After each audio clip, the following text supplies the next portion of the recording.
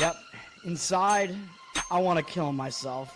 We are on an 0-7 run over the last 2 days. After tonight was just complete bullshit. So that's how I'm going to start off this show. Horrible Sunday, 1-5. I don't even know what to tell you about that. I just don't want to do this anymore. I have never seen anything like this, man. With the slump continuing, 2 straight losses, not a good day at all. 0-4. I just have not had a good season, man. What kind of slump that I'm on? The slump continues. I've reached a new peak, actually. With I'm gonna burn my Bruins hat, man. I don't know what is going on with the Bruins. March 8th, is that what it is? I don't even know. It's March 9th, I think. Who even knows, man? I don't know what day it is anymore. I don't even know what day it is anymore, man. Back with you after the worst day that I could possibly have. Back with you, as I always am. Until I die, at least. 0-2 yesterday, and yesterday did not go well for me. 0-5. The worst month that I've ever had in my 18 years doing this. I don't know what to even tell you about this anymore. Broke the slump yesterday as the slump discontinues. The slump continues. Somebody fucking kill me, please. I don't even know what I should do at this point other than potentially end it all. What's up, everybody? It's Toad back with you for Better Off Dead NFL Week 10 edition. I almost said Week 11. That's not right. Week 10. Today sucked ass, as usual. 2 weeks in a row, we have bad Friday, bad Saturday. Maybe it'll lead into a good Sunday. I don't fucking know. I don't know what I'm doing at this point. Do I know anything at this point? No.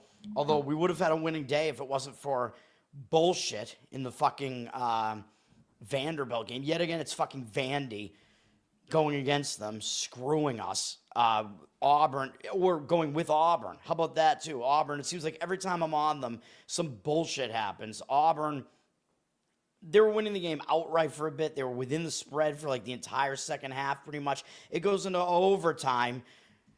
Really high percentage chance they're going to cover. If you have the game going into overtime, you're taking almost a touchdown underdog. Obviously, you called the game right. No, they go ahead and they lose by fucking 7 in overtime because in whatever overtime period it was, Vandy gets the first possession. They score a touchdown, and then Auburn has to match that. And what do? Oh, yeah, they turn it over on downs. So you lose the play by a fucking half point. I do not think the 7 was ever out there. I don't know what to tell you about this. And then both hockey losses were bullshit. Like we had the lead early, I think, in both of those hockey games. I don't even know what to say about it anymore. Utah, the final score in that one, I think it was the Utah one that was a 6-2 final. I mean, that game was like 3-2 with 5 minutes left in the game probably or something like that. So that game was not out of reach. Or maybe I might be thinking of the other. I don't even know. But if you look at what happened in the game, like that, Utah and Washington both statistically dominated their games. Like they had more shots, more face-off wins, more hits, I'm pretty sure. Just total bullshit in those games. I'm fucking pissed. I don't think any of them should have lost. Of course, we did get the win with the Islanders, so whatever.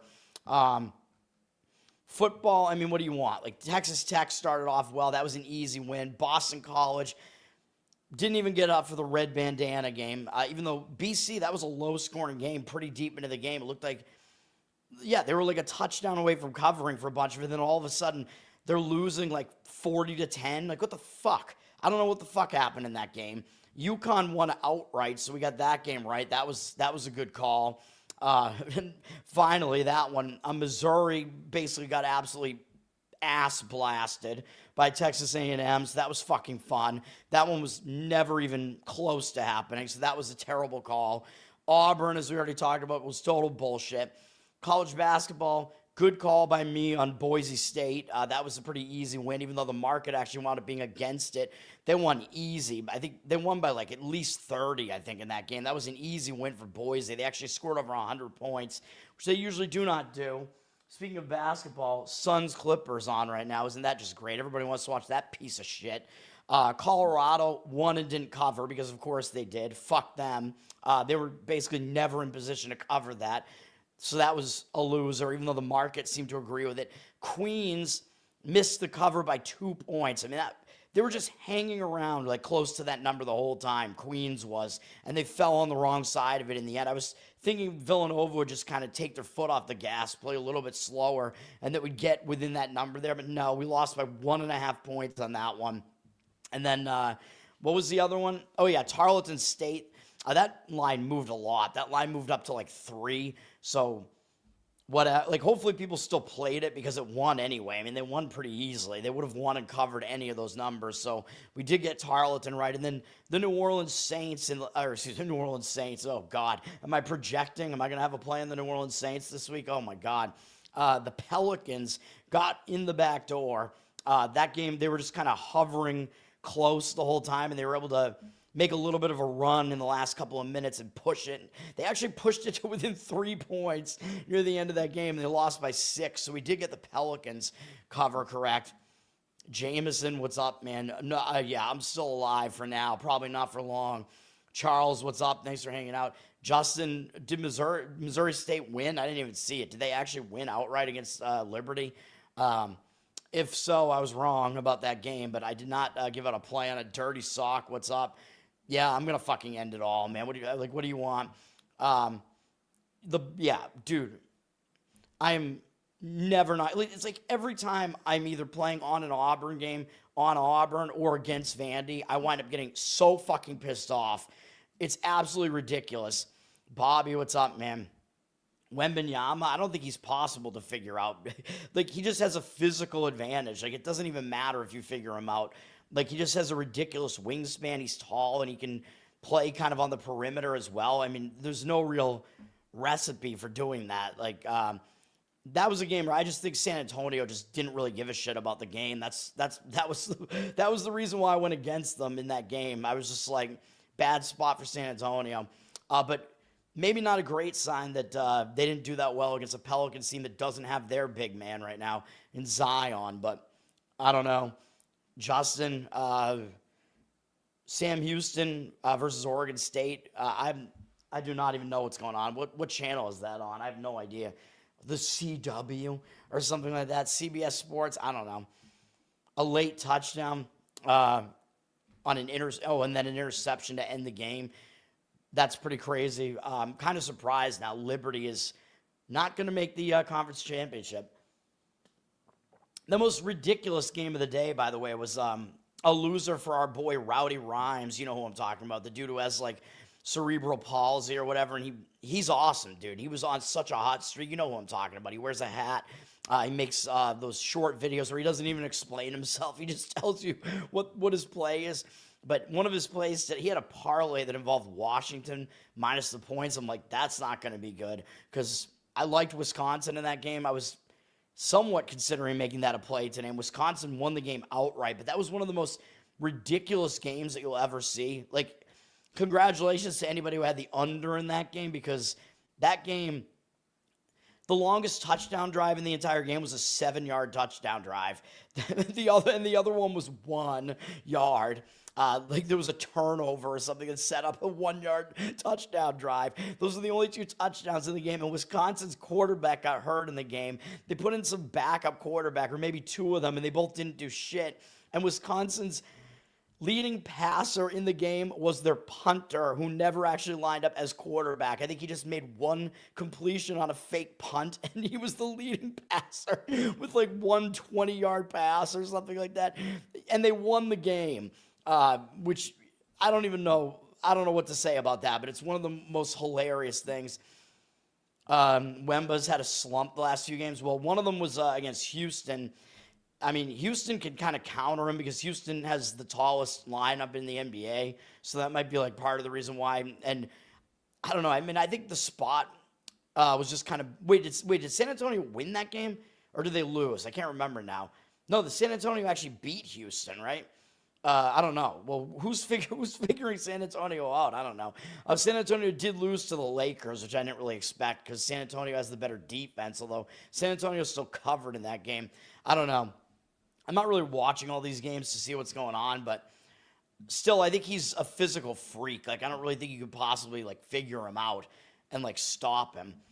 Does he have AIDS? I don't know. He is French, but he missed a lot of time last year because of he had like a blood clot, and I'm thinking that doesn't that like end your career if you have a blood clot? I don't know, but he's out there. He might collapse on the court, like Reggie Lewis style. One of the things that ruined the Celtics' chances in my childhood, although that was because Reggie Lewis was on cocaine, which stopped his heart. It's on the CW. Should I put it on? CW. I'm going to put it on right now, baby. And we got to get into the NFL. I got my Jackson Dart jersey here. Here we go, baby. My Chinese knockoff jerseys that actually basically look better than the Fanatics ones. Fuck Fanatics. They should sponsor me.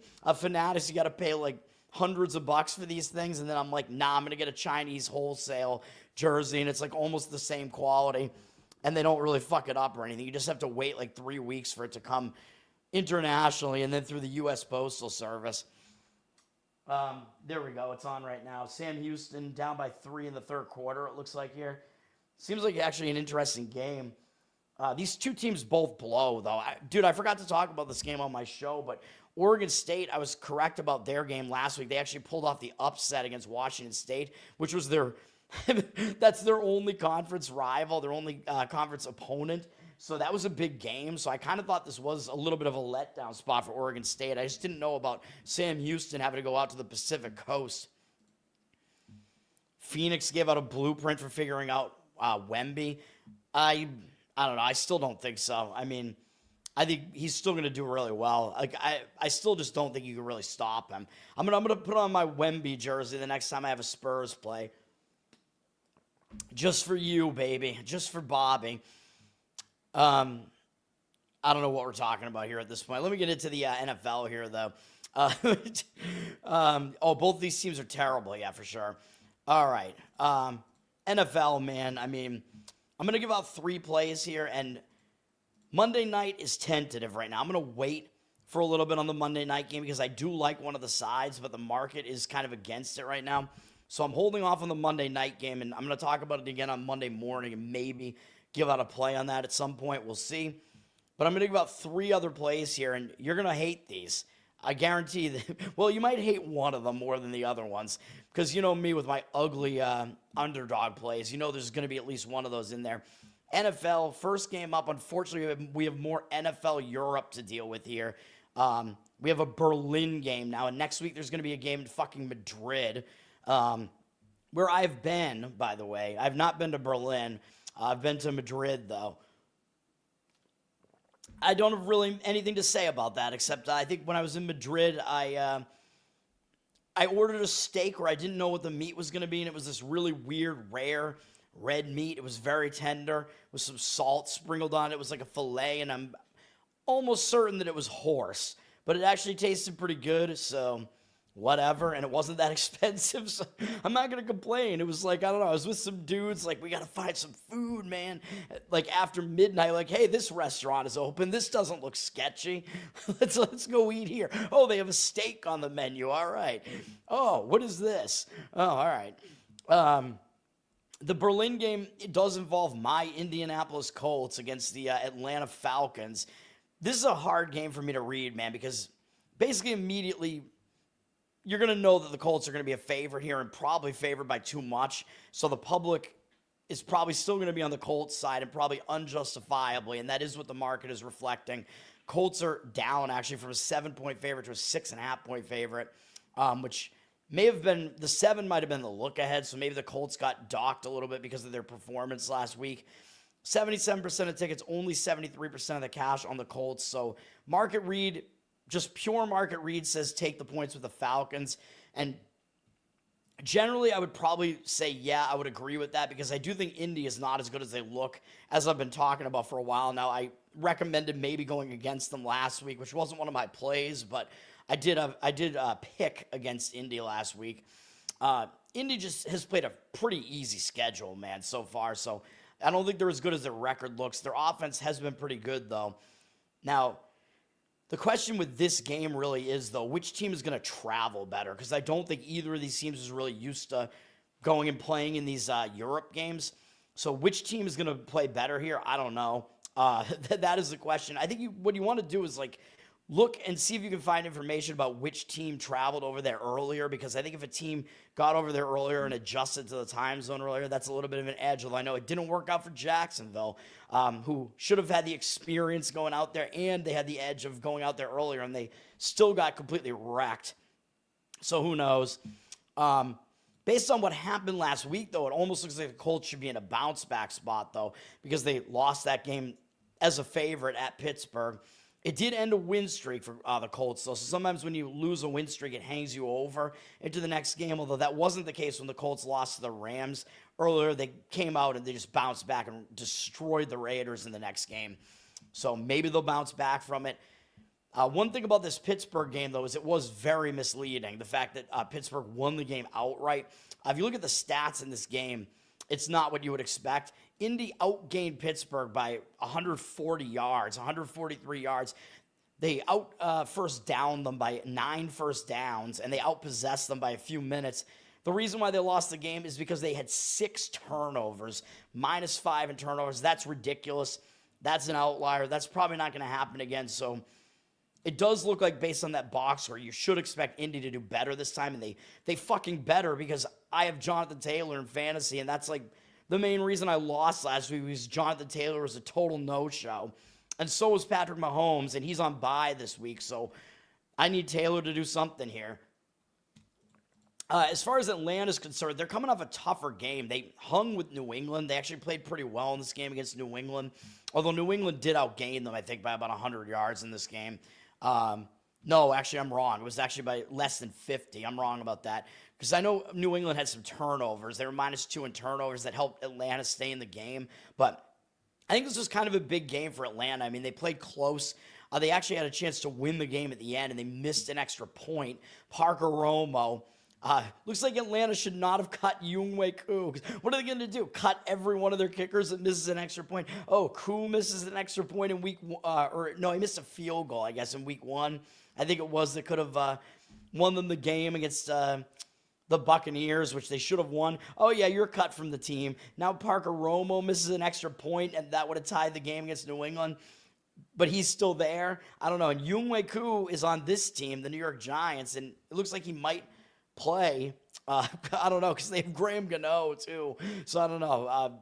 Kicking situation, very weird for the Giants right now. But anyway, based on the situation here, I actually think I would lean towards Indy slightly, just because it was a very misleading loss, and I would kind of expect them to bounce back a little bit, whereas Atlanta had a tougher game last week. But Market Reed is saying take the points with the Falcons, so I don't like it when situation conflicts with market. Don't love it at all.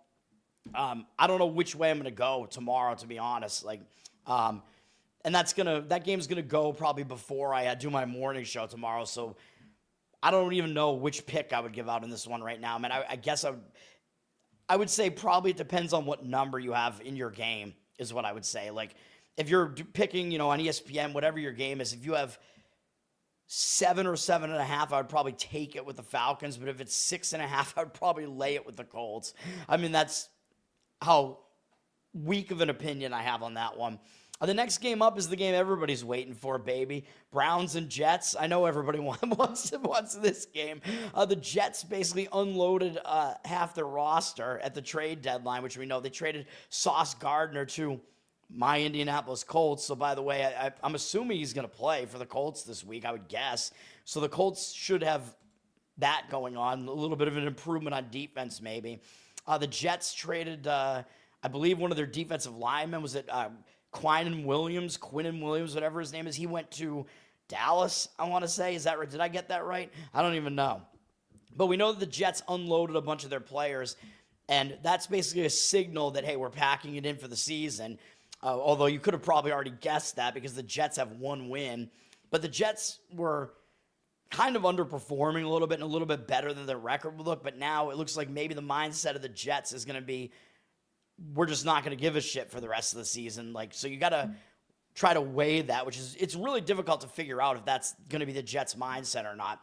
Now, after those trades happened, the Jets went from like a 2 or 2.5 point favorite all the way to the Browns actually being a 2-point favorite pretty much here. So the line completely flipped basically just based on those trades. I think the Browns actually traded one of their defensive players away too. But is that line moving overreaction? It might be. I mean, the public doesn't want anything to do with the Jets still, to the point where the public is actually on the Browns as a road favorite. I mean, when are you ever going to see that be the case? And when are the Browns ever a road favorite? Never. So I'm not sure that it's justified to make the Browns a road favorite, man. It depends on whether the Jets will actually show up and try to win this game or not. 69% of tickets, 55% of the cash on the Browns. So they're public with less of the money on them. So, I mean, I guess just based on the market read, when I really don't have a strong opinion, otherwise I would have to lean towards taking those points of the Jets, or just leaning to the Jets to, I guess, win the game, which sounds a bit ridiculous. Both these teams are coming out of a bye, which, by the way, the byes this week are Cincinnati, Dallas, Tennessee, and Kansas City. Unfortunately, Kansas City, because I have Mahomes and Rice in fantasy. But what can you do? They have to have a bye at some point. I'm sitting at 7-2 after losing last week in my main league, so I'm pissed because I'm probably going to lose again this week. Anyway, Browns, Jets, both coming out of a bye. This is going to be a horrendous game, though, like however you look at it. Both teams could be tanking, so I don't know, man. The Browns went into the bye in a really bad note, getting blown out by New England. So that bye actually came at a decent time, because when a bye comes when you had a bad game going into the bye, sometimes you'll use that bye to fix some things. So maybe Cleveland will be embarrassed off of that loss to New England, try to fix some things. Although for Cleveland, I mean, this offense with Dylan Gabriel, I mean, this offense has done nothing. I mean, this has not been the answer. So I don't know, man. But they do have a better bye spot, because the Jets went into a bye on their first win. So, like, what happens? Oh, the Jets are 0-7. They finally win a game in a crazy high-scoring game against an awful Cincinnati defense. And as soon as they get some momentum and break that losing momentum, oh, yeah, shit, we have a bye. So the Jets had a bye, and I think that bye came at a bad time for them. And they do have to turn around, and on Thursday, they got to play New England. So, this Jets team, if they're not showing up for games, that might be a game they still might show up for, having to play against New England. And that's going to be in 4 days on Thursday. So actually, the situation to me does look like it's actually better for the Browns. So this is another game where it's situation versus market. So it's like, which one do you want to go with here? Like, I usually tend to, my autism basically like gets in my head and goes, no, Toad, like, you don't know more than the market, like, as a whole. Like, you don't know more than all of these actors acting in the market. I'm like, well, I don't know. Do I or don't I? Because, like, sometimes when I think that I know the situation, like, it feels like that beats the market more than it loses to the market if they're differing. So I don't know. So both these first games, that's what I have to say about them, though, I guess. Both of these first games, the situational read for me is against the market in both of them. So market says Falcons and Jets. Situational read, at least the way that I read it, says Colts and Browns. So I don't know. Do with that information what you will, I guess. The next game up, this one is almost a play for me. This is the first game where I actually have a stronger opinion on it. Saints-Panthers. Panthers are up from a 3.5-point favorite to a 5.5-point favorite. So Panthers are public, 75% of tickets, 72% of the cash. I'm going to lean to taking the points with the Saints here, man. Like, that's what I would do in this game. I just don't know, because, like, I've taken the points with the Saints so many times this year and lost. Like, what am I, 0-3? 1-3 maybe. Did the Saints cover for me once? I forget. Yeah, no, the Saints did cover for me against the Giants once. So yeah, I think I'm 1-3 playing on the Saints this year. So I gotta stop, baby, and this will be the time where it does happen. Now, the Panthers probably don't deserve to be a favorite like this. So there are definitely some things that I like about the Saints here. I mean, the Panthers, I think the last time they were a favorite of this magnitude was probably years ago, I would imagine. Like, the Panthers are never a favorite like this, and that's just how disrespected the Saints are on the market. And maybe it's justified, because the Saints, probably one of the worst teams in football. I mean, it's them and Tennessee are actually probably even worse than the Jets. Panthers are in a bad spot here, though. I mean, we know this. I gave out the Panthers as a play last week, and what did they do? Yeah, they pulled off an upset of the Green Bay Packers. So that was a big double-digit upset, but I told you the reason for playing against the Packers in that game was the Packers were in a sandwich spot. I thought the Packers were not going to show up in that game. because the Packers were coming off that big win in the Aaron Rodgers Bowl, Sunday night primetime against Pittsburgh. Huge game, and they had this big Monday night game up this week against Philadelphia, which is also playoff revenge for Green Bay because Philly knocked them out of the playoffs last year. So I was like, they're going to overlook Carolina here. I didn't really expect Carolina to win outright, but they did. So now Carolina coming off that ridiculous upset, and it was not as good as it really looked because, again, it was, I think, more Green Bay just playing poorly than Carolina playing well. So I don't think Carolina deserves to be this much of a favorite against anybody, to be honest, under any circumstance. If you look at this game, it was just ugly on both sides. This game, Carolina against Green Bay. Green Bay did outgain Carolina by over 100 yards. So Carolina did not outplay Green Bay statistically in this game. So it was a little bit of a misleading result there too. So that's going to make Carolina look better than they actually were. And even though this is a divisional game, I don't think anybody's going to take New Orleans very seriously. And Carolina up next, they do have Atlanta, which is a bigger divisional game coming up after this. So it is basically a sandwich spot that Carolina's in here. It's just, I don't know if I could do it, man. I don't know if I could recommend another play on New Orleans, as horrible as they are.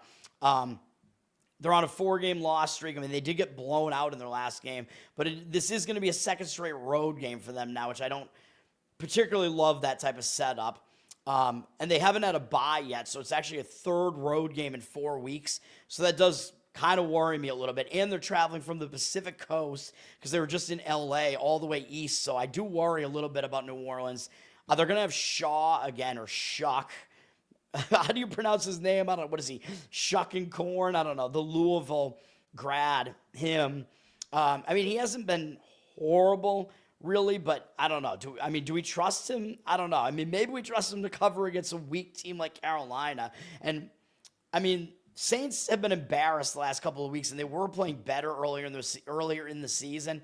Last week, they were my only loss out of the 3 plays I gave out, and they did get pretty much dominated in this game, though. The Rams outgained them by 200 yards, more than 200 yards, out first down them 30-10, outpossessed them 44-16. This is a bad call on my part. I mean, that was not even a very misleading result, even though New Orleans did have 2 turnovers as well. Given all that, I don't know that I can actually do it. I don't know that I can give it out as a play. I'll pick New Orleans plus the points in my pick'ems and stuff, but that one's not going to make my card, although if I added an extra one, it would probably be that one, the Saints.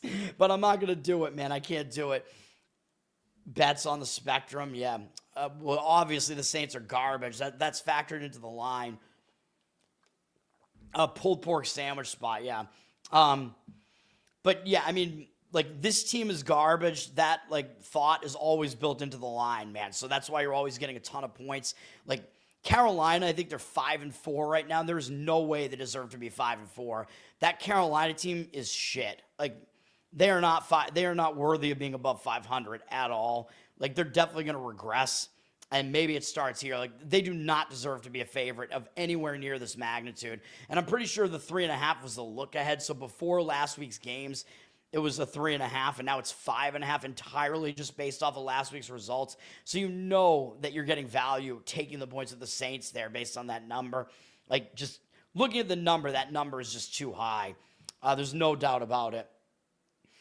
It would be a pulled pork sandwich if you were, oh yeah, because it's Carolina. That's right, exactly.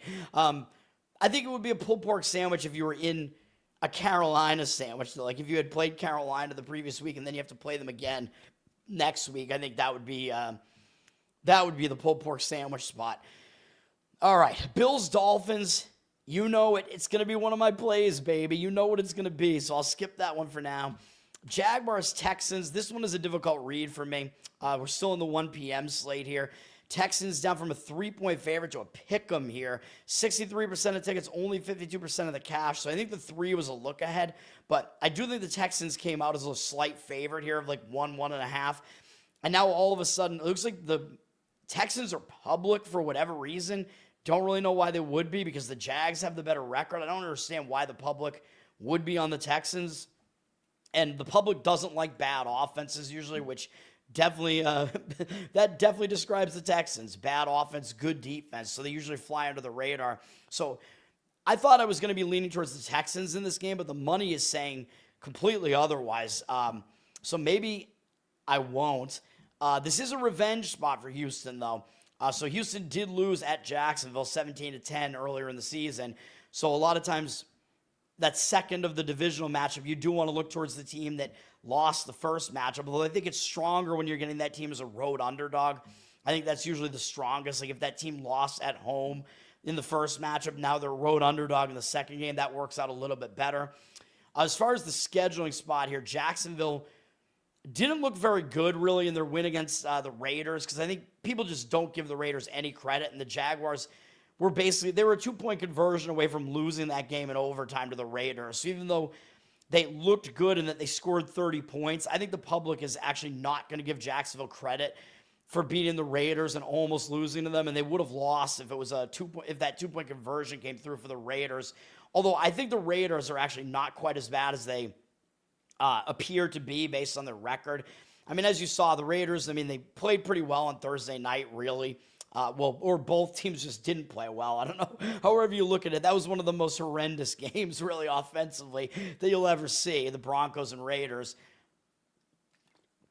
The Raiders should have beaten the Bears at the very least. I mean, they had that game dominated statistically and lost that game in some bullshit at the end. Jameson, that is a correct point. That is a good point. The Jags are without Travis Hunter and what's BTJ? Is it Brian Johnson? Is that his name? I forget his name. Whatever his name is. Yeah, so the Jags are down some of their weapons, and of course Hunter plays on both sides of the ball. So yes, they have lost some of their players. But the money's coming in towards the Jaguars here. It is a second straight road game for the Jaguars, but I don't really hate that much because they did have a bye before last week, so they are somewhat more fresh because they did have the bye. They didn't look good last week because I think the public was all over the Jaguars just because they wanted nothing to do with the Raiders. So again, I think the public is not going to put any stock into what Jacksonville did, but I think they actually will put some stock into Houston playing really well against Denver, and Houston should have won that game, but we know Stroud got knocked out of the game.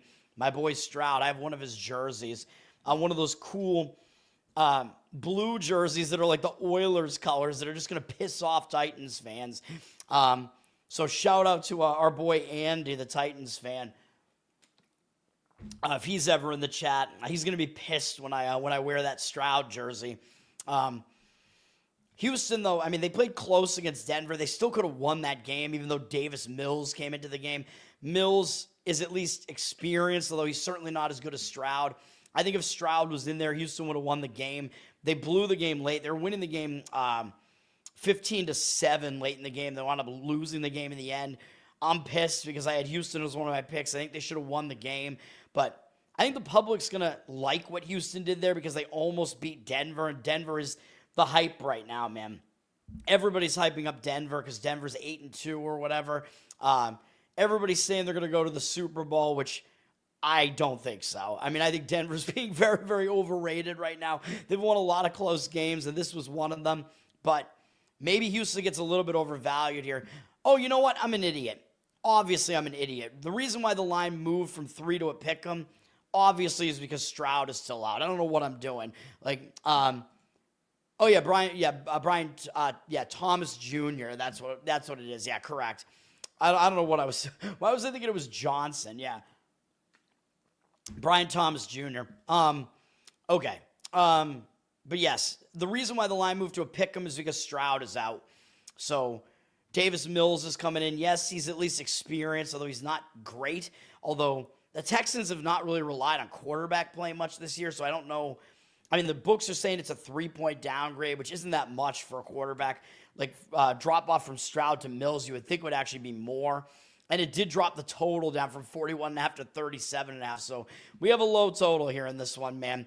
And we have a low total at 38 in the Saints-Panthers game and 37.5 in Browns-Jets. So those games look like they're going to be ugly, ugly games. But this game, the money, the market read is still saying the Jags here in this game, though.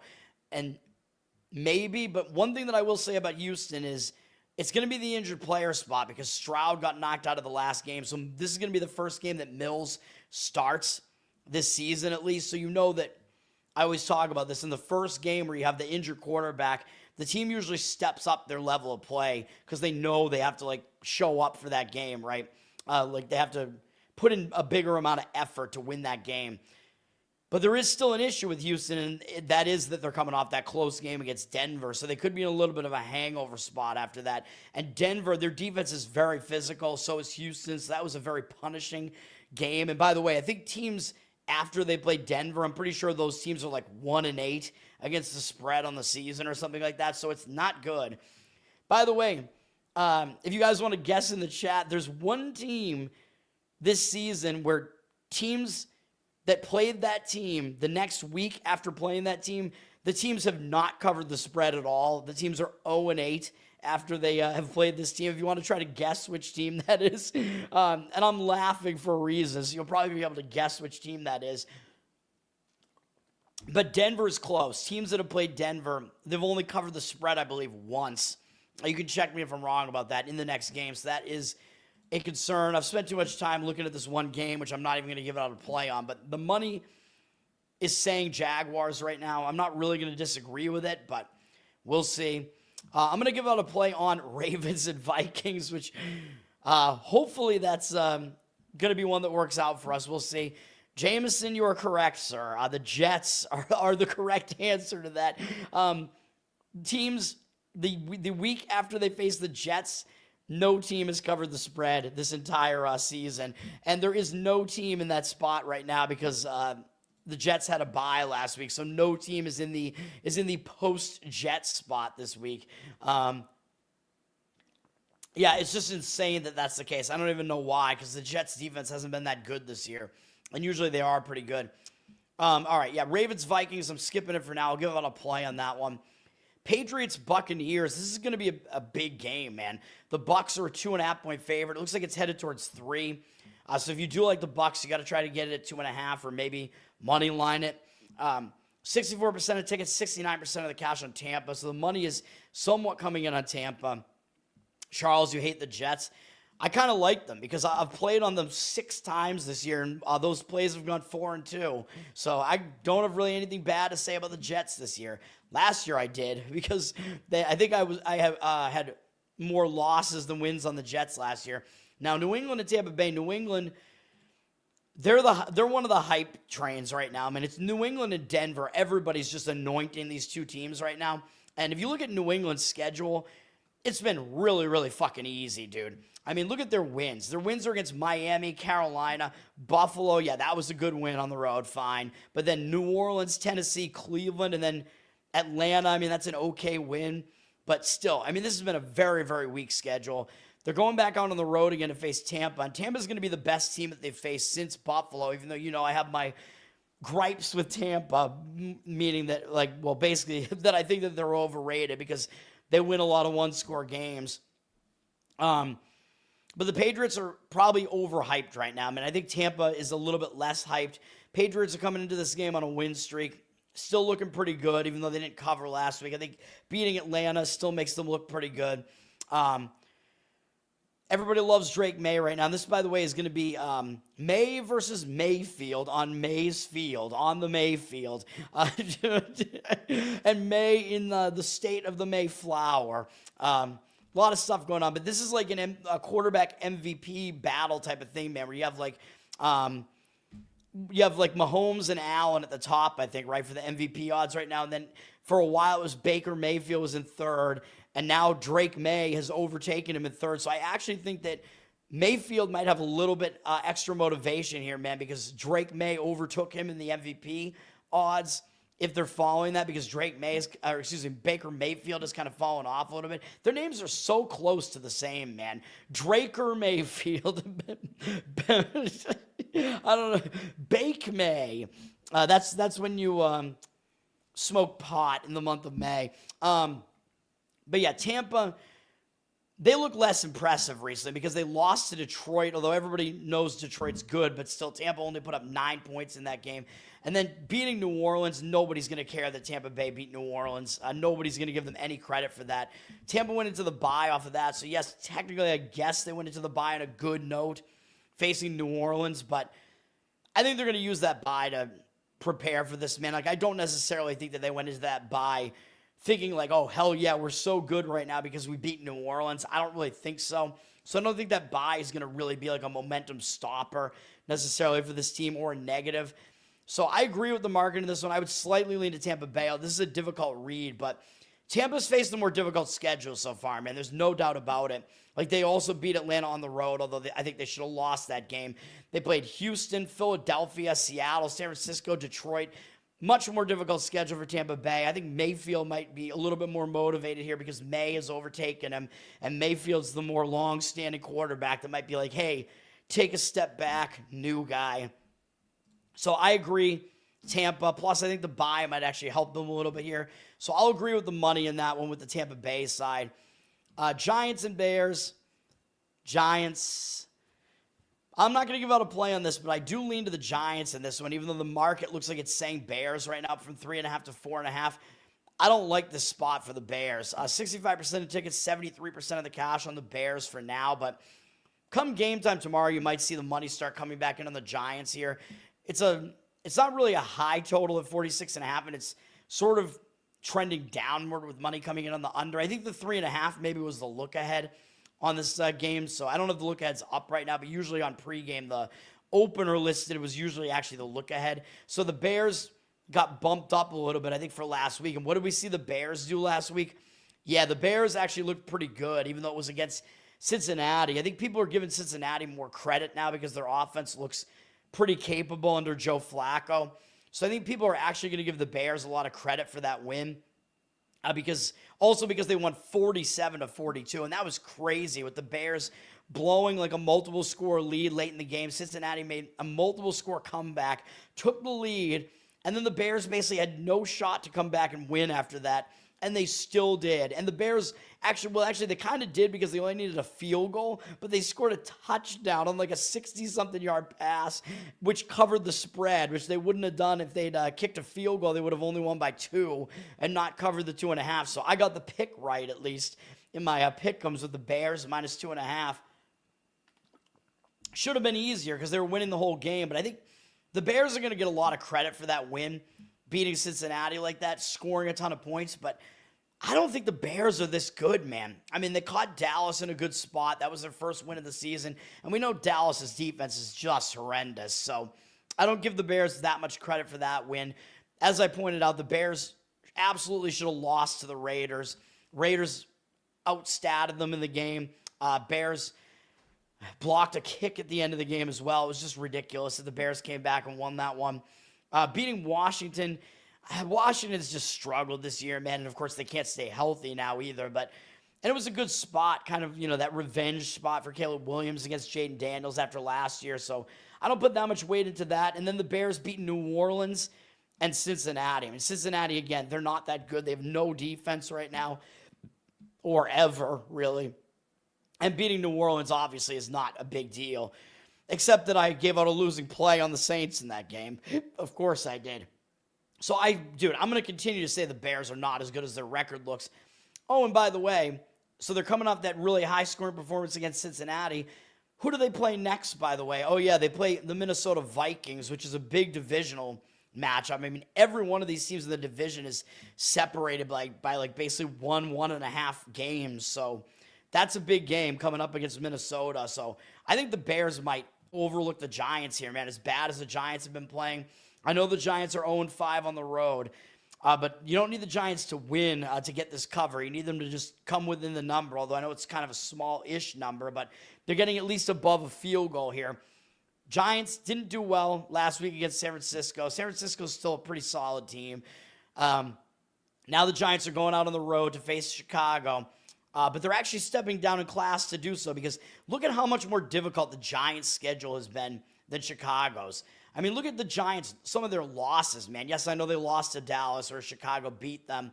They lost to Washington where Chicago beat them. So the public might do that transitive property thing like, oh, my God, look at all these teams that Chicago beat that beat the Giants. This is so easy, right? But the Giants also played Kansas City, the Chargers. Oh, and they also lost to New Orleans, by the way. So more transitive shit going on where the Giants have 3 common opponents with the Bears, and the Bears are 3-0 in those games, so the public will almost certainly be on the Bears for those reasons.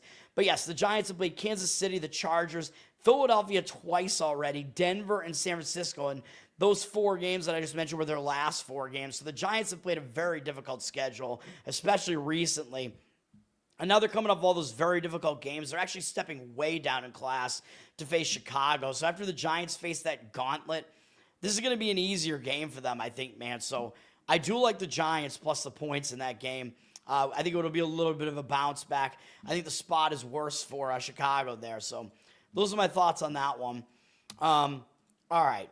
Cardinals, Seahawks. This one, I do kind of like the Cardinals as we move into the 4 p.m. slate. Don't have this on my card here.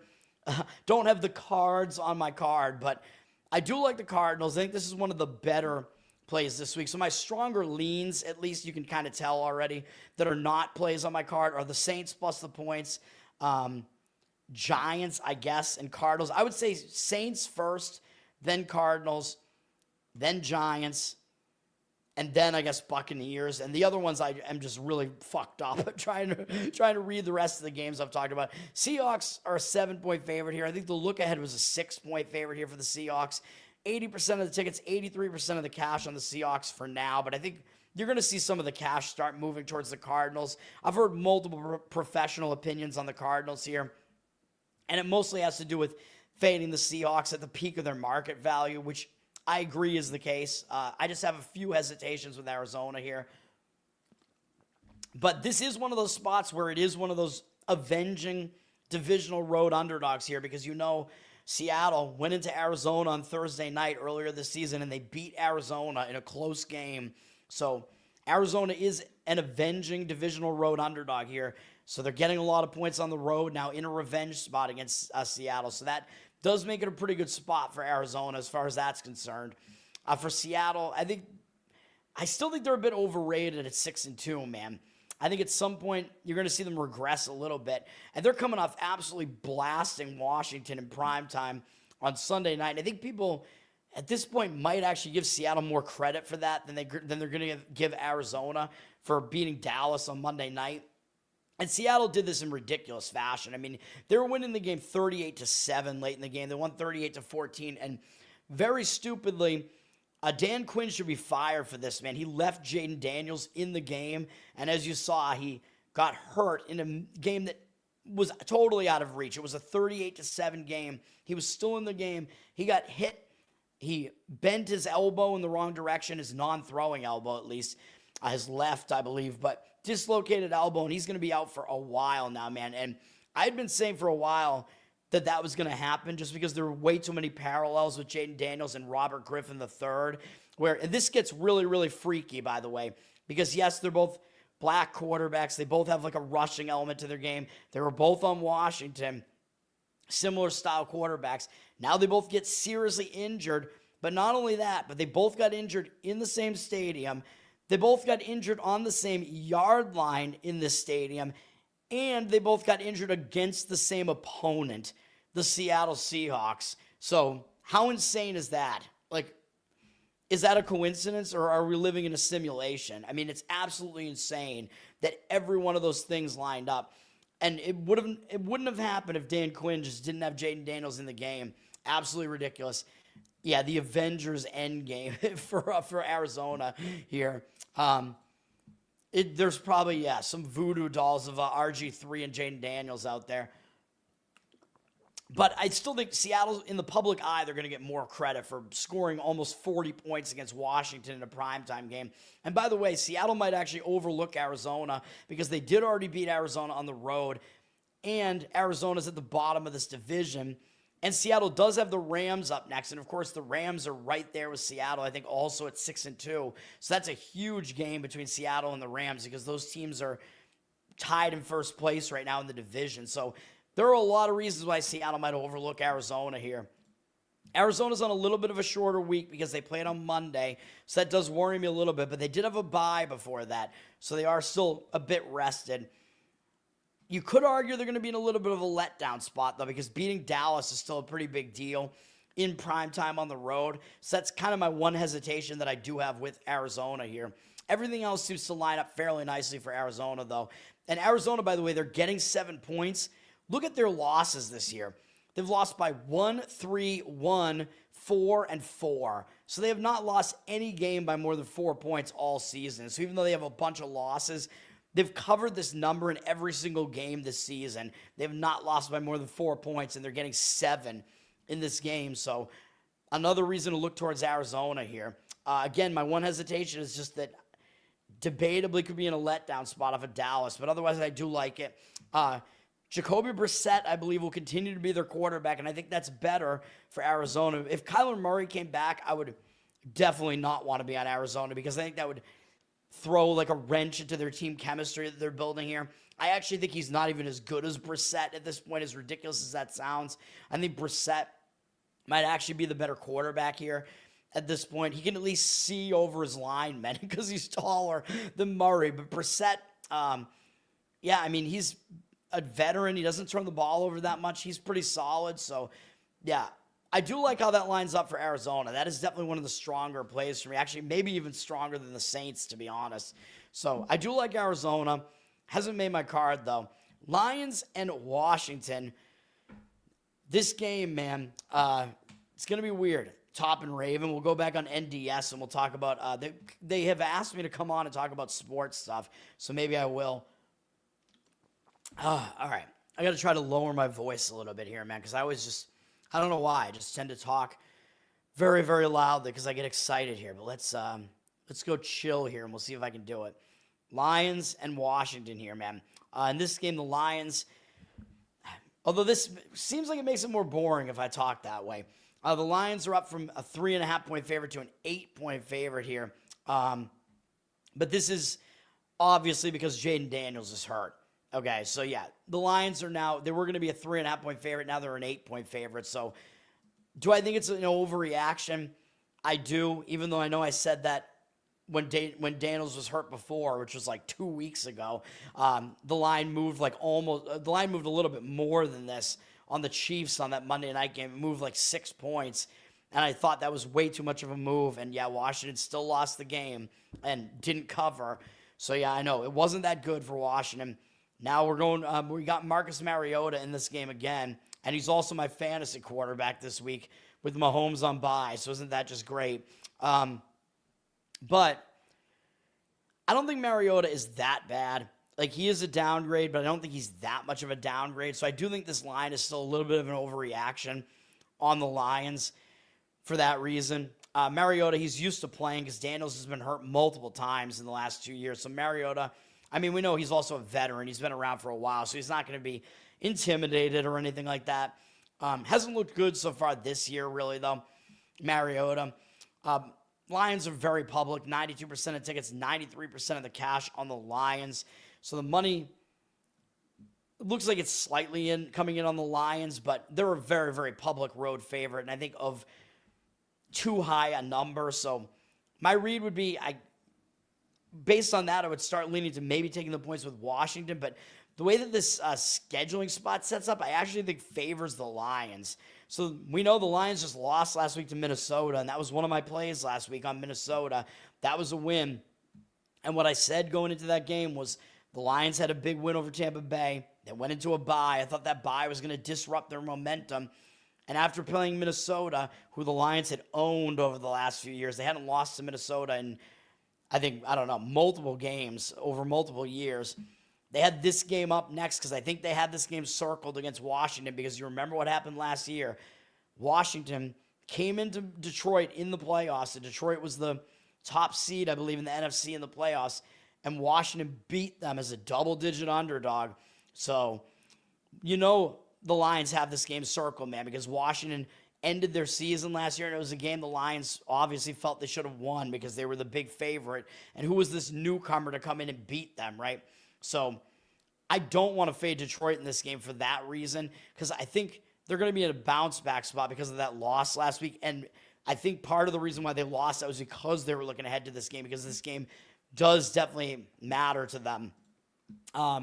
Washington didn't look good either, though, last week, obviously. As I just said, they got absolutely trounced by Seattle. So the public doesn't want anything to do with Washington here. And yes, technically they're back in an injured player theory spot again, which is what I was just alluding to. The line moved, I think, too much. Again, you know the team's probably going to try to step it up, given that Daniels is out again. So you might see a better effort from Washington for that reason. So a lot of conflicting factors here, man. I mean, line value-wise, I do think that taking Washington is the right side, but situation-wise, I would say laying the points of the Lions might actually be the right side. I think instead of doing any of that, I think maybe going Lions over their team total might actually be the right move in this game. I think it's at 29.5. And the Lions, I believe, have averaged 30 points a game this year. So that might be the better way to do it, man, because Washington doesn't have a good defense. You got to expect the Lions are going to come out focused here and want to drill Washington because Washington beat them last year in that playoff game. So maybe Lions over the team total would be the better way to go. Yes, Jacoby Shaddix is the singer of Papa Roach. Definitely not the only two. There's Jacoby Ellsbury, former outfielder on the Red Sox and the Yankees. Boo. And there are definitely more than that. They're not coming to mind right now, but yeah, definitely at least those two. The Papa Roach singer, by the way, goes by Kobe Dix as well. That's his stage name where he shortens all of it. Block punt, I didn't see it. You might be able to see it in my background here. Hopefully I don't get nuked from YouTube for illegally, rebroadcasting the game. I don't think, you can't even see it though, so, because the screen is blocking it. My screen share. All right. Finishing off the 4 p.m. slate here, or 4:25 p.m. here. Rams 49ers. This game is hard to get a gauge on because it looked like the Rams are going to be a 3-point favorite, and now they're a 6-point favorite. And I don't know if really that's just based off of last week or not, because why would it have moved that much? Both of these teams looked okay last week. They both won last week. So I don't know, man. 56% of tickets, 67% of the cash on the Rams. The money's coming in on the Rams. Now, one situational angle we do have here is the Rams did lose earlier in the season at home to the 49ers, and the Rams were about a 9-point favorite in that game because of all the Niners injuries. So the 49ers, though, they went in and they were able to beat them outright, man. So this is a little bit of a revenge spot for the Rams, and I think the Rams have been good against the 49ers over the past couple of seasons. The Rams have kind of had their number, I'm pretty sure. So some of these things do lead you to maybe look towards the Rams here, but do I want to lay 6 points on the road? No, I don't. But if you're forced to have to pick this game, maybe the Rams do make sense because, the Rams are up on the line here a little bit. The Rams are getting the cash a little bit here. And some of the situation looks like it does favor the Rams to some extent here. Rams are going to want a little bit of revenge, I think, from that loss. But by the way, if the Rams were a 9-point favorite in that game, which I thought that number was too high, the line in this game should probably be, even though the Rams really don't get much for home field, they probably get about 1.5. But then you flip to the 49ers, they probably get about 2. So this line should probably be a little bit lower than this, although it's still in no man's land. I mean, it should probably be somewhere in like the 5 range, maybe. Although I guess this is close to being where it should be. The scheduling spot, I think, does actually set up a little bit better for the Rams, even though they did have a blowout win last week, so the public might kind of be on them a little bit. The public might also think it's tempting to take the points of the Niners, though, because the Niners did win outright at the Rams, and the public might be saying, hey, the Niners are only a half game behind the Rams here, and you're giving them that many points at home. So the public's not that heavy on the Rams here.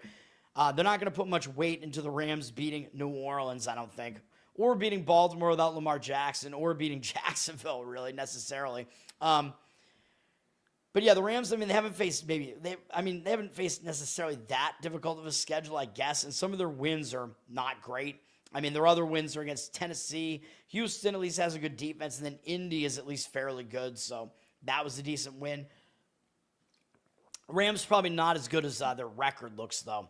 But the Rams, they're not really traveling that far. They're only going up the coast to Northern California. So the Rams have actually been back home for a week because they came, actually for multiple weeks because they were in London. I believe they had a bye. And then last week they played at home. So they're staying in California in the Pacific time zone. And that is not the case with San Francisco. as San Francisco actually has played 2 road games in a row and haven't had a bye yet, I believe. San Francisco's bye doesn't come until week 14. So San Francisco, they actually played 4 road games in 5 weeks, and that included at LA, then at Tampa Bay, then they came all the way back to the Pacific Coast, so 2 cross-country trips there. Then they had to go, after playing Atlanta at home, they had to go back out on the road to Houston and then to the Giants, so another cross-country trip. Now another one back home, so 4 cross-country trips basically since early to mid-October.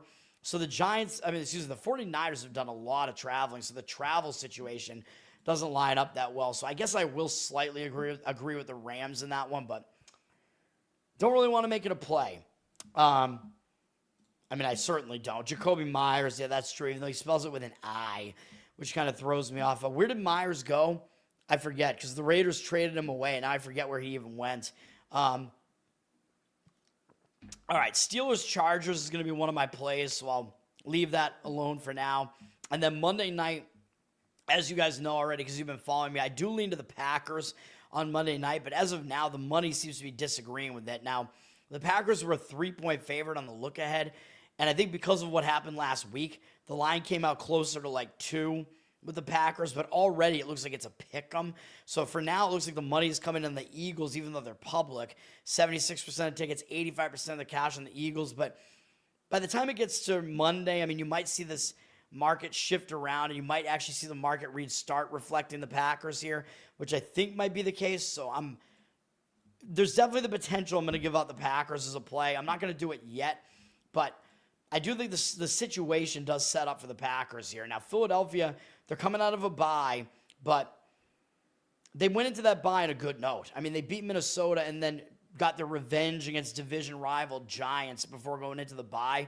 So I think that bye came at a bad time for the Eagles. They didn't really need it, and that could stop their momentum a little bit. Like I said, you don't really want to go into the bye on a win streak because it can slow down your momentum a little bit. Yeah, they'll get up for this game because it's Monday night at Lambeau Field, but I think the game is going to mean a little bit more to the Packers, and the Packers are coming off that loss, man, to Carolina last week, and I know it ended a win streak for them, but I think ending a win streak is a little bit different in football. I think when it's your first loss of the season, it can hang you over a little bit, but Green Bay already did have another loss this season, and Green Bay has been good against good competition this year, man. It's just that Green Bay, they haven't done, they've taken their losses in games where they've been a big favorite. Games where they're a big favorite, those are the games that they lose, right?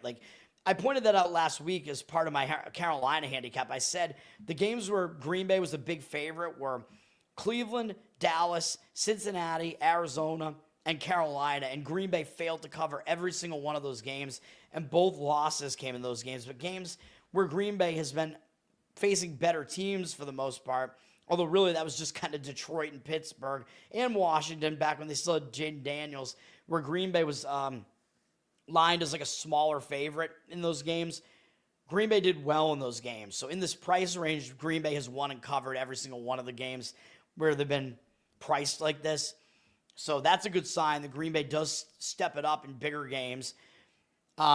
They're coming off that loss to Carolina, where, again, I pointed out Green Bay still outgained Carolina by over 100 yards in that game. So it wasn't as bad as it looked like on the scoreboard, and it's still embarrassing. Everybody's going to be making fun of Green Bay for losing to Carolina. I think people are going to be a little bit off the Green Bay train after they lost to Carolina. People are going to want Philly instead. Between these two teams that they perceive as both decent teams, but they perceive Philly as better. Philly are the Super Bowl champs, from last year, but the other thing about Green Bay, of course, is that Philadelphia knocked Green Bay out of the playoffs last year. So Green Bay gets a chance at playoff revenge here, and that is big. You remember the team that ended your season last year, man. And Green Bay played okay in that game.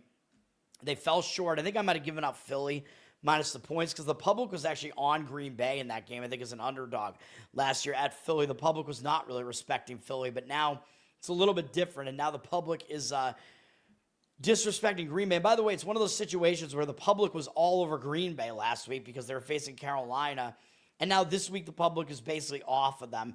So that's another signal that you want to look to fade the public, because when the public completely jumps ship and goes to the other side, you want to fade that sentiment because that's like a knee-jerk reaction. It's an overreaction to one game. So I do like that as well, and I think the revenge factor is big here. Green Bay's going to want that revenge. They're going to want to beat Philadelphia. So definitely a strong lean for me to the Packers. Will I give it out as a play? I'm not entirely sure yet. I think I will, but I mean, the line's probably only going to wind up like in the 1.5 range probably. So you'll still basically be able to play the Packers to just win the game. Jacoby Myers went to the Jags. Yeah, so that'll help with those Jags wide receiver injuries there. All right. First play up, you know what it's going to be, man. It's the Miami Dolphins plus the 9.5. I know you guys love this one. You got to love it. Bills, very public. 85% of the cash, only 84% of the tickets. You might still think I'm a madman, which I am. I'm a crazy person. Why the hell would I want to take the Dolphins against the Bills? Well, first of all, I think you're getting value on the Dolphins because nobody wants anything to do with the Dolphins. So the books have to skew the number towards the Bills a little bit. That's why fading the public works more often than it doesn't generally, because the public side is usually going to be the side that is overvalued. And that's the Bills here. You can see the public's all over them. Probably the most public team of the week, actually. Well, except for Detroit, I guess, which is why I don't want to lay the points with Detroit. Less of the cash coming in on the Bills. So it looks like some of the money is indicating on the Miami side here. The crux of this, though, is that I think the Bills are in a huge letdown spot. I mean, we saw what they did last week. It wasn't a primetime game, but it kind of felt like it because it was one of those games in that 4 p.m. slate last week where there weren't really any other big games on, I don't think. And it was the game that lasted later because I think it was one of the ones that was slightly scheduled later or scheduled slightly later. That was a huge game for Buffalo, dude. They beat Kansas City. You know, Kansas City was the team that eliminated Buffalo from the playoffs. This seems to happen every year. Kansas City eliminates Buffalo from the playoffs, and then Buffalo beats them during the regular season. But that is still a huge win, man. Buffalo got that win against Kansas City. Huge win. Now they got to go face Miami again, and they already beat Miami by double digits at home. Although I know Miami actually covered the number in that game on a Thursday night game. I think it was like an 11.5, 12.5 point spread there. Miami covered the number. Now we're shifting to Miami, and the line is 9.5. And you probably don't even have to play this now, actually. You could wait and see if it gets to 10. I don't know if it will, because 10 is definitely a really key number. But I think there's no reason to play it now, because if you wait, it's probably still going to be 9.5 at worst. So I would wait and see if you get the 10, because it is a key number. But I think this line is a little bit too high based on what it was. I think it was too high in that game at Buffalo as well, being 11.5 or whatever. I think it probably should have been a little bit less than that. So I think the line here probably should be maybe closer to 7.5 or so here, although I know some dead numbers above 7.5 there. But also I think part of the reason why it's 9.5 is because it's a teaser killer.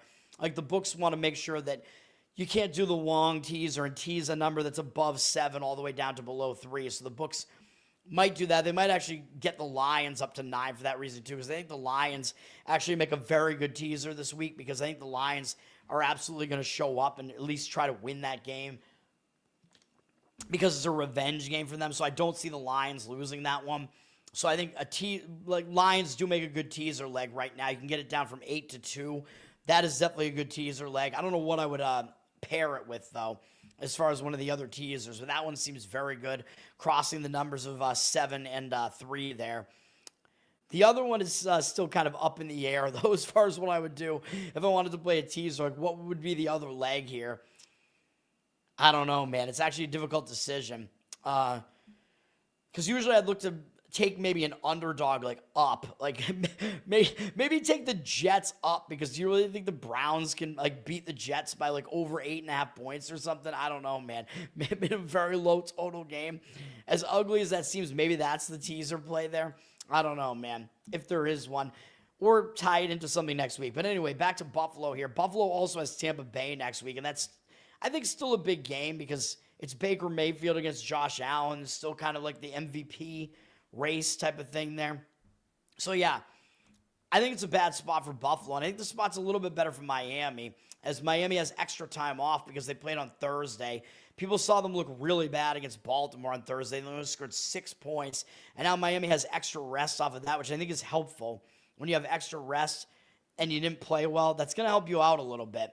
And Miami, even though they're dead this year, you got to think that a game that Miami is going to show up for, like if there's any game they're going to show up for in the remainder of the season, it's going to be a home game against the Buffalo Bills. I mean, the Bills are still the team to beat in the division. You got to think Miami's still going to show up for that one. I think Miami's also lost, 3 games in a row at least to Buffalo. So it's a big game for Miami. Looking at this Miami game against the Ravens, by the way, the Ravens weren't really as good as it looked like on the scoreboard. The Ravens only outgained Miami by 6 yards. So it was actually a close game statistically. And basically one of the main reasons why Miami lost the way they did is because they had 3 turnovers. So that makes it a little bit of a misleading result there. I think if Miami can clean that up, they can actually play close in this game. Buffalo having to go to Miami is always kind of a weird spot, really. I don't know. It seems like Miami does tend to play them fairly well in Miami. It's going to be almost 90 degrees at this game. So I think that also is not good for Buffalo because they're kind of a coldish weather team. Having to play in heat like this, even though it's in November, it's 88 degrees at game time is what it's supposed to be. Miami might be able to steam Buffalo out a little bit. Miami should wear white uniforms and force Buffalo to have to wear dark uniforms.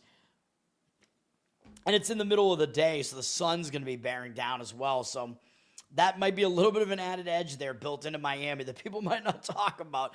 And then what else was I going to say? I mean, that was most of it, I think. Oh, and yes, and Mike McDaniels is still coaching Miami here. Is it McDaniels or McDaniel? I forget. I mean, he's an idiot. He's going to get fired. He's not good, but obviously he's on the hot seat here. And he did the same thing that John Harbaugh did with the Ravens when the Ravens were coming out of the bye. Harbaugh took all their entertainment away in the locker room, took all their video games and shit away. McDaniel has done the same thing with Miami this week. I forget what game it was that he took away from them. It was some hilarious sounding game that he took away from them. But McDaniel, he's getting serious, man, and it worked out. You remember I gave out the Ravens as the play after they did that coming out of the bye, because that's an indicator that the coach is really getting his players focused on the game. He's removing distractions from the locker room, saying, you guys got to focus here, man. I think the fun in games those are good when the team's playing well because it adds to team chemistry and stuff. But when the team is playing poorly, you got to shake something up. You got to start drilling your players a bit. So I think this is a good thing that McDaniels is taking away some of their entertainment. So Miami plus the points in that game, man. I like that one. It is definitely humid in Florida as well.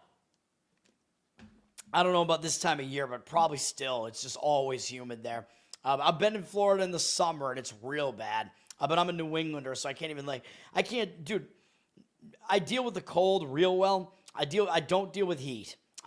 It sucks. I've been down to Miami in January too, though, and it's a lot better in January, a lot nicer. All right, next play up. Usually I don't do this, but I'm going to lay a road favorite here with the Baltimore Ravens. -4, I think is the best you can get. If you want to play money line, it's getting a little bit crazy with a -200 or so. I mean, you could maybe parlay that money line with something else if you really want to, but I think the Ravens are going to get this thing done. The Ravens are still a below 500 team, so I think the public is still going to look at this number and be like, I can't lay points like this with a 3-5 Raven team on the road. And the Ravens, the public is still, I don't think, going to be that impressed with the Ravens, with what they've done coming out of the bye. They beat Chicago, and then they beat Miami last week, and it was kind of an ugly game, and Miami's ugly, so I don't think the public is going to really put that much weight into Baltimore yet, but I still think Baltimore is a sleeping giant right now, man. I still think Baltimore is going to win their division. Of course, they were my pick to win the Super Bowl to start the year, and their defense was really struggling at the beginning of the year, but Baltimore also has faced a very difficult schedule. I mean, they have losses to Buffalo, Detroit, Kansas City, the Rams, Houston, and the Rams and Houston were without Lamar Jackson because he went down in the Kansas City game. So, been a difficult schedule, man. They don't have any bad losses, really.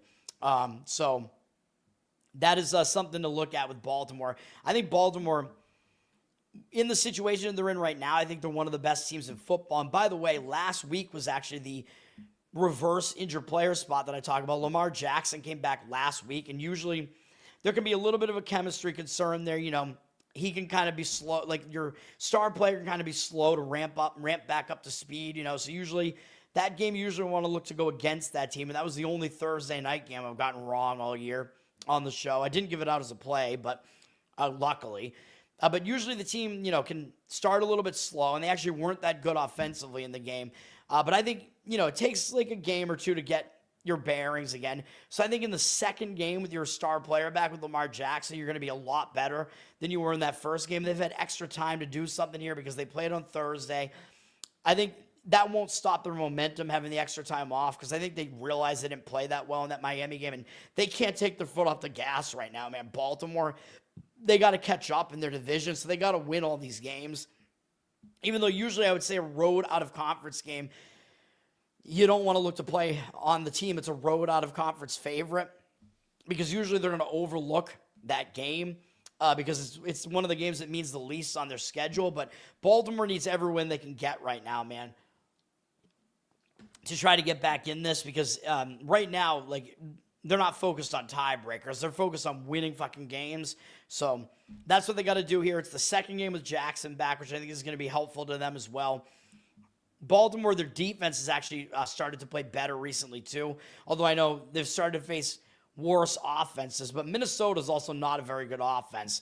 And I know Minnesota looked pretty good last week, but you remember I gave out Minnesota in that game against Detroit because I thought it was a bad spot for Detroit, which I already talked about on the show earlier when I talked about Detroit. You can go back and watch that again or watch my analysis from last week, but Detroit, I think they were coming out of a bye. Was that right? I forget. Yeah, they were coming out of a bye that I think stopped their momentum a little bit, and they had Washington up next, so it was a sandwich spot for Detroit. Minnesota, I know it was kind of a reverse injured player spot because they did get McCarthy back, but Wentz was hurt, dude, so they had to go back to McCarthy, and you knew McCarthy was going to be a bit of an upgrade from Wentz, who was just playing injured, so it just had to be that way, and they got the job done, but now everybody's like hyping McCarthy. Oh my God, McCarthy's so good. He beat Detroit on the road, and Sam Darnold couldn't do that, which is true. He couldn't. And Detroit had beaten Minnesota a bunch of times in a row. But that's why I want to fade Minnesota here, man, because Minnesota wasn't really as good as it looked like in this game, which I haven't dug into the box score yet on the show, but Detroit outgained Minnesota by almost 50 yards, which isn't a lot, but still, Minnesota didn't actually play that well in this game. They played well enough to cover, and they won the game outright, which I'm happy for because that was one of my plays last week. But now you got Minnesota looking better than they actually are. Beating Detroit is a huge game for Minnesota. Now, I think they're going to be the team that overlooks an out-of-conference opponent with Baltimore being below 500, even though we know Baltimore's good,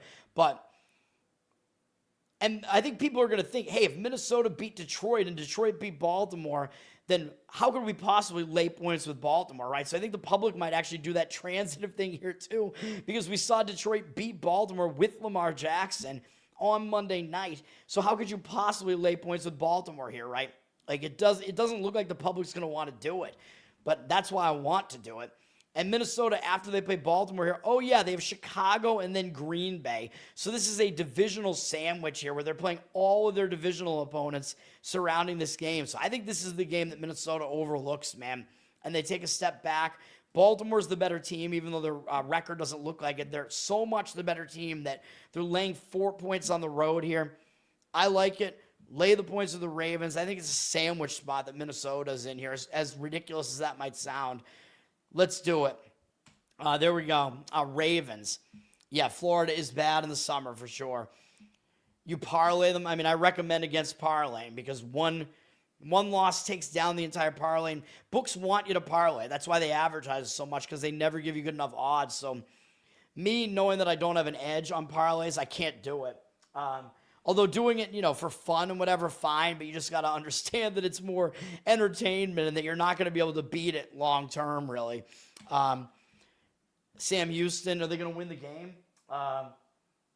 They're up 4, it looks like here. They have the football. They're celebrating. It's going to be their first win of the season, I think. Or wait, what am I looking at here? No, that's Oregon State celebrating. What just happened? Oh no, Oregon State got a first down, I think. What are you talking about, Justin? Oregon State has the football. I was looking, I just saw orange. That was Oregon State celebrating.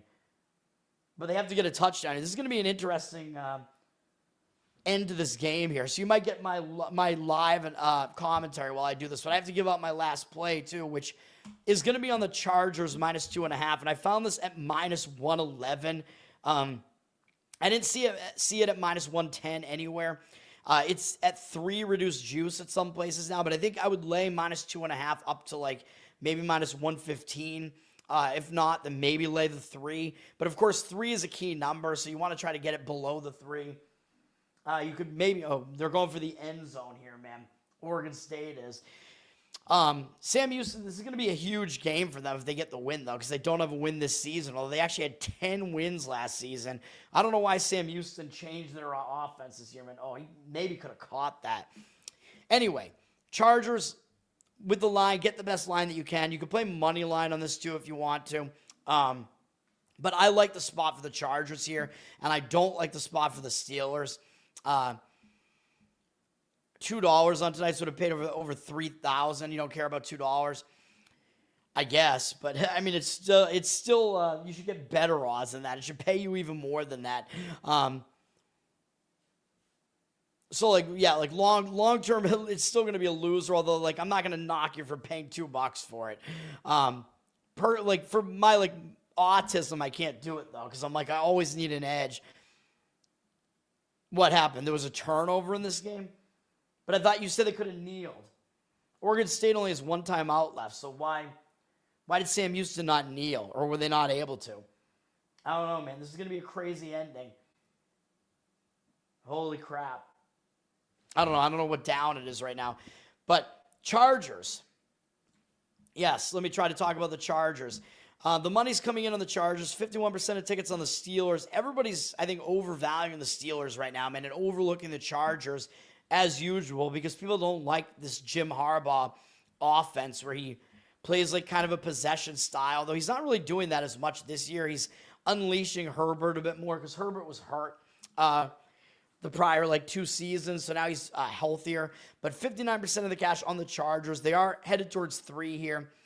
Looks like the look ahead on this game had Chargers 4.5, and then just because of last week, the line came out at Chargers 2.5. So you're getting a little bit of value on the Chargers, so the line actually overreacted based on last week's results because it was going to be Chargers 4.5 here. And, of course, we know what the Steelers did last week. They beat Indianapolis, and I already told you why they beat Indianapolis. I mean, Indianapolis outgained them in this game by over 100 yards in the game. So Indianapolis dominated the game statistically. They had more first downs, more time of possession slightly. But Indy lost this game because they were -5 in turnovers. Looks like is that the end of it? Yep. Sam Houston hangs on for a win, man. That's crazy.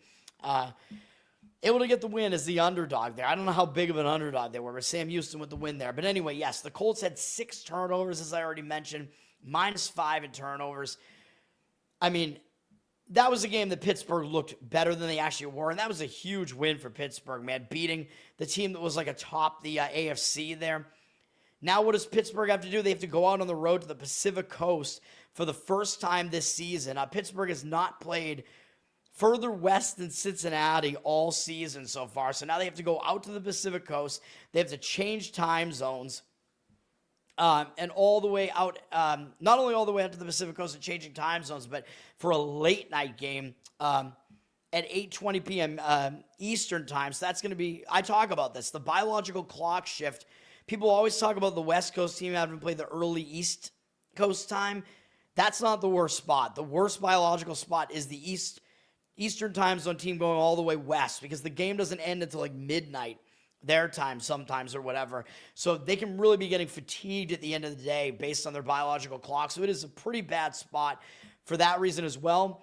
Oh, and Pittsburgh, by the way, who do they have after the Chargers? And they might overlook the Chargers a little bit because the Chargers have been kind of mediocre, even though they are 6-3. I still think the Chargers under the radar a little bit. Big win over Indy, and who does Pittsburgh play next? Cincinnati. Even though Cincinnati's down right now because they don't have Joe Burrow, that's a big divisional game, and it's a revenge game. I mean, Pittsburgh needs to hold serve in the conference, man. So they do need to beat Cincinnati to make sure Cincinnati doesn't start catching up to them. And Pittsburgh already lost at Cincinnati in that big primetime game. So That's not. That's a look-ahead spot, I think, for Pittsburgh here, man. I think it's a bit of a sandwich spot because I think they're going to be looking ahead to that game. They want revenge against Cincinnati. It'll be Rodgers versus Flacco, part 2.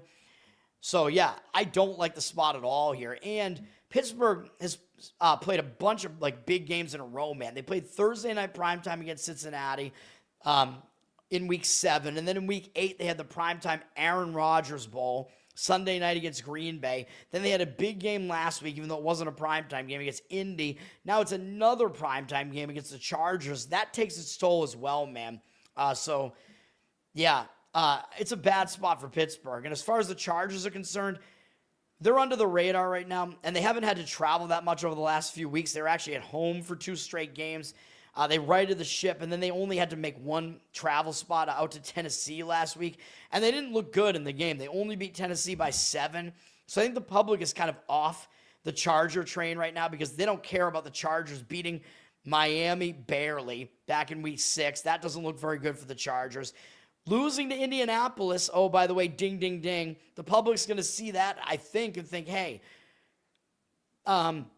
Pittsburgh beat Indy, who beat the Chargers. So, of course, Pittsburgh is going to at least cover this number against the Chargers, right? That's what the public is going to think. But, again, you shouldn't handicap that way. I mean, every game is an individual situation.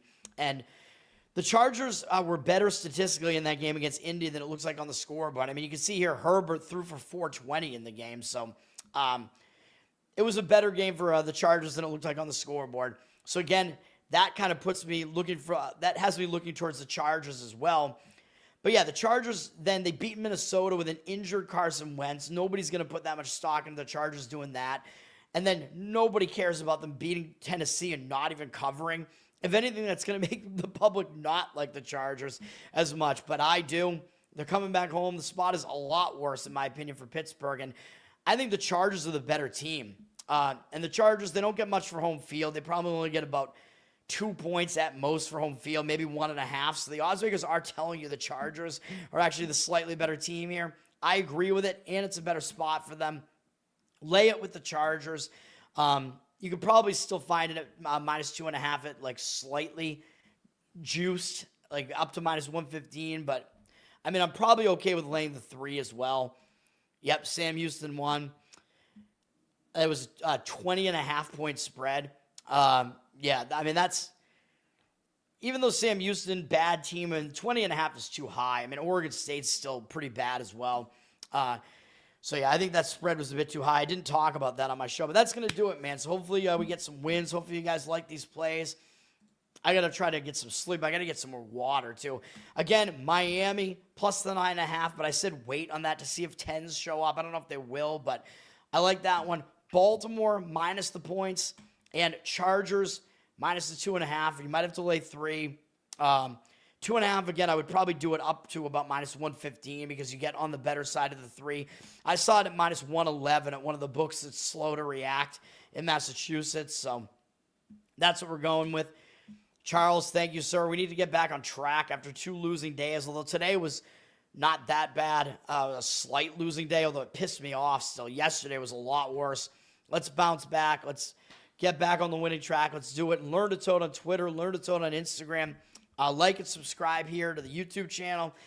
Leave a good comment. It all helps me out here, man. We're on audio as well. Give me a good review over on Spotify and Apple. That helps me out. Listening on audio helps me out as well. I have a Uke channel here on YouTube covered in Uke, so you can check that out for Uke covers, and patreon.com/learntotoad, and you get bonus content. There's a Uke Spotify feed and Uke requests. And I got to think about more bonus content to give to people to get their money's worth. So I got to think about what I can add. But I need to get my voice back too. So I got to stop doing these shows. And dude, I just my instinct is to just talk loud. I don't know what to do. I'm Italian and I talk with my hands. Bada bing, bada boom. I mean, that's just what we do. I don't know what else to do. I don't know. Maybe I should put my headphones back on and have myself loud, in my own ears, and that would probably have me not talking as loudly. Thanks, guys, for hanging out.